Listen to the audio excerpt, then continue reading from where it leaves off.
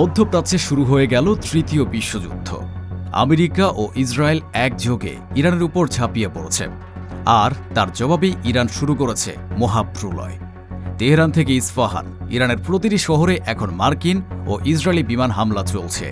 কিন্তু ইরান দমে যাওয়ার পাত্র নয়। ইস্পাহানের আকাশে ইসরায়েলের গর্বের হারবিজ ড্রোন গুলি করে নামিয়েছে ইরানের এয়ার ডিফেন্স। আর ঠিক সেই মুহূর্তেই তেল আবিবের বুকে আছড়ে পড়েছে ইরানের ক্লাস্টার বোমা ও ব্যালিস্টিক মিসাইল। শুধু ইসরায়েল নয়, কাতার, বাহরাইন, ওমান, কুয়েত এবং আমিরাতে থাকা আমেরিকান ঘাঁটিগুলোতেও একযোগে মিসাইল হামলা চালাচ্ছে তেহরান। দোহা থেকে দুবাই, পুরো আরব উপদ্বীপ এখন আগুনের কুণ্ডলী। বিশ্ব অর্থনীতিতে ধস নেমেছে।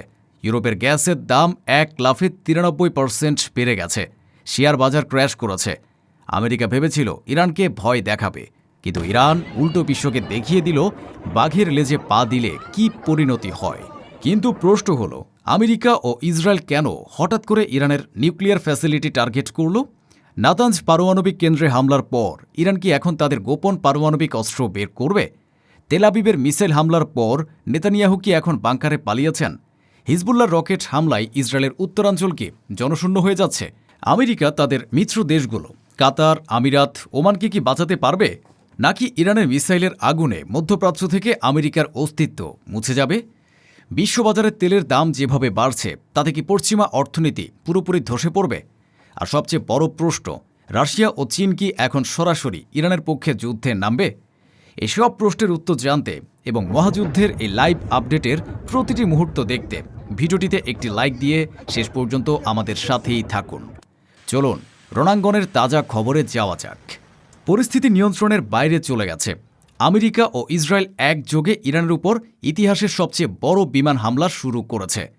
Tehran, Isfahan, Tabriz, Bushehr, Karaj, Kermanshah ও উরামিয়া, ইরানের এমন কোনো বড় শহর নেই যেখানে মার্কিন ও ইসরায়েলি মিসাইল আঘাত হানেনি। সবচেয়ে ভয়াবহ খবর হল, ইসরায়েলের বিশেষ বাহিনী মোসাদ গত রাতে ইরানের অভ্যন্তরে ঢুকে অপারেশন চালিয়েছে। আল আরবিয়া টিভি চ্যানেলের রিপোর্ট অনুযায়ী তারা ইস্পাহান এবং তেহরানের গুরুত্বপূর্ণ স্থাপনা লক্ষ্য করে হামলা চালিয়েছে। ইসরায়েলের হারমিজ ড্রোন, যা তাদের আকাশ যুদ্ধের অন্যতম সেরা হাতিয়ার, সেটি ইরানের খোমিনি শহর এলাকায় গুলি করে নামিয়েছে ইরানের এয়ার ডিফেন্স সিস্টেম। এই ভিডিও ফুটেজ সোশ্যাল মিডিয়ায় ভাইরাল হয়েছে। ইরান প্রমাণ করে দিয়েছে তাদের আকাশ সীমা এখন আর ইসরায়েলের জন্য নিরাপদ নয়। কিন্তু আমেরিকা ও ইসরায়েল থামেনি। তারা ইরানের পারমাণবিক কেন্দ্র নাতানজে হামলা চালিয়েছে। আন্তর্জাতিক পরমাণু শক্তি সংস্থা IAEA নিশ্চিত করেছে যে নাতানজ নিউক্লিয়ার এনরিচমেন্ট ফ্যাসিলিটির প্রবেশপথ ক্ষতিগ্রস্ত হয়েছে। এই হামলা ইরানকে তাদের পারমাণবিক কর্মসূচিতে আরও কঠোর পদক্ষেপ নিতে বাধ্য করতে পারে। এদিকে লেবানন সীমান্তেও যুদ্ধ ছড়িয়ে পড়েছে। ইসরায়েলি ডিফেন্স ফোর্স IDF ঘোষণা করেছে যে তাদের স্থল বাহিনী দক্ষিণ লেবাননের বেশ কয়েকটি স্থানে ঢুকে পড়েছে। লেবাননের সেনাবাহিনী সীমান্ত এলাকা থেকে পিছু হটেছে। কিন্তু হিজবুল্লাহ চুপ করে বসে নেই। তারা ইসরায়েলের উত্তরাঞ্চলে রকেট বৃষ্টির মতো ছুটছে। কেফার ইউভাল এলাকায় একটি বাড়িতে সরাসরি রকেট আঘাত হেরেছে, যাতে 4 জন ইসরায়েলি নাগরিক গুরুতর আহত হয়েছে। ইসরায়েলি রেস্কিউ টিম সেখানে পৌঁছানোর চেষ্টা করছে। তেল আবিবে সাইরেন বাজছে অনবরত। বাসিন্দারা বাংকারে আশ্রয় নিয়েছে। ইরান ও হিজবুল্লাহর মিসাইলগুলো তেল আবিব এবং পশ্চিম তীরের আকাশে ইন্টারসেপ্ট করা হচ্ছে। ইসরায়েলি মিডিয়া দাবি করছে ইরানের মিসাইলগুলো ক্লাস্টার বোমা বহন করছে, যা অত্যন্ত ধ্বংসাত্মক। ফেতাহ, তিকভা এবং বিয়ার শেভাই মিসাইলের ধ্বংসাবশেষ পড়ার খবর পাওয়া গেছে। যুদ্ধ শুধু ইরান আর ইসরায়েলের মধ্যেই সীমাবদ্ধ নেই। পুরো মধ্যপ্রাচ্য এখন রণাঙ্গনে পরিণত হয়েছে। আমেরিকা ও ইসরায়েলের হামলার জবাবে ইরান তাদের প্রক্সি গ্রুপ এবং নিজস্ব মিসাইল দিয়ে আরব উপদ্বীপে থাকা আমেরিকান ও পশ্চিমা ঘাঁটিগুলোকে হামলা চালাচ্ছে। কাতার, বাহরাইন, ওমান, কুয়েত এবং সংযুক্ত আরব আমিরাত সব দেশে বিস্ফোরণের শব্দ শোনা গেছে। মানামায় বাহরাইনের এয়ার ডিফেন্স সক্রিয় হয়েছে। ওমানের সালালাহ বন্দরে ধোঁয়া উঠতে দেখা গেছে। রিপোর্ট বলছে, আল দুকুম বন্দরে নোঙর করা আমেরিকান ট্যাঙ্কারগুলোতেও আঘাত এনেছে মিসাইল। দোহায় বিস্ফোরণের শব্দে কেঁপে উঠছে কাতার। আমিরাতের ফুজাইরাহ অয়েল ইন্ডাস্ট্রি জোনে আগুন জ্বলছে। ভিডিও ফুটেজে দেখা যাচ্ছে দাউ দাউ করে জ্বলছে তেলের ট্যাঙ্ক। ফ্রান্স জরুরি ভিত্তিতে তাদের নাগরিকদের আরব উপদ্বীপ থেকে ফিরিয়ে আনার জন্য বিমান পাঠাচ্ছে। তারা বলছে পরিস্থিতি আর নিরাপদ নয়। আমেরিকা ইরানের কিশ দ্বীপে তাদের নৌবাহিনী দিয়ে হামলা চালিয়েছে। বন্দরের রাডার বেস, নেভাল হেডকোয়ার্টার এবং বেসিন সব ধ্বংস করে দিয়েছে। ইরান দ্বীপটিতে প্রবেশ ও বের হওয়া বন্ধ করে দিয়েছে। মধ্যপ্রাচ্যের এ আগুনের আঁচ লেগেছে বিশ্ব অর্থনীতিতে। তেলের সরবরাহ লাইনে হামলার কারণে বিশ্ববাজারে তেলের দাম 5% বেড়ে গেছে। ইউরোপে গ্যাসের দাম 1 লাফে 30% বেড়ে গেছে। যুক্তরাজ্যে গ্যাসের দাম প্রায় দ্বিগুণ হয়ে 93% বৃদ্ধি পেয়েছে। এশিয়ার শেয়ার বাজারও ধসে পড়েছে।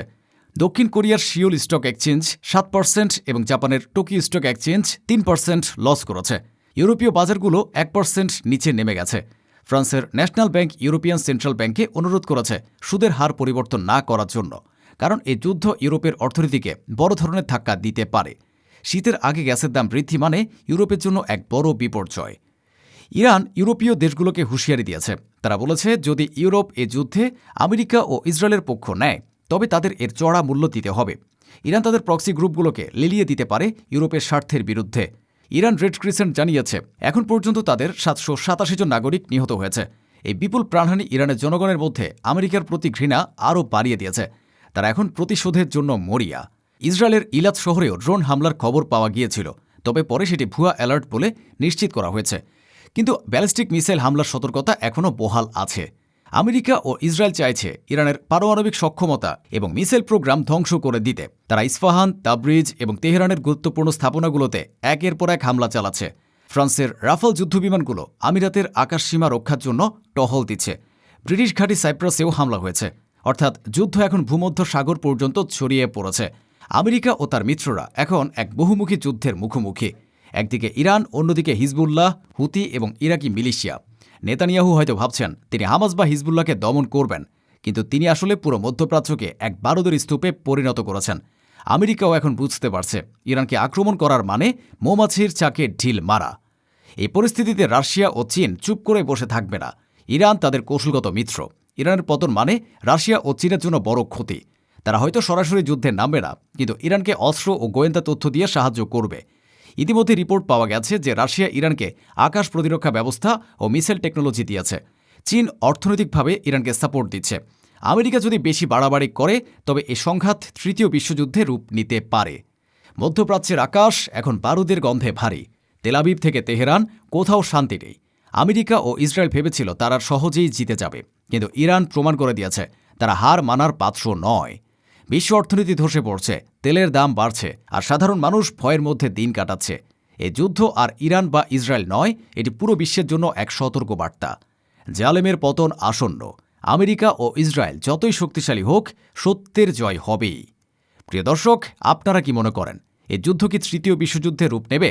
আমেরিকা কি পারবে ইরানকে দমাতে, নাকি ইরানের মিসাইলের আঘাতেই ইসরায়েল ও আমেরিকার পতন হবে? আপনাদের মূল্যবান মতামত কমেন্টে জানান।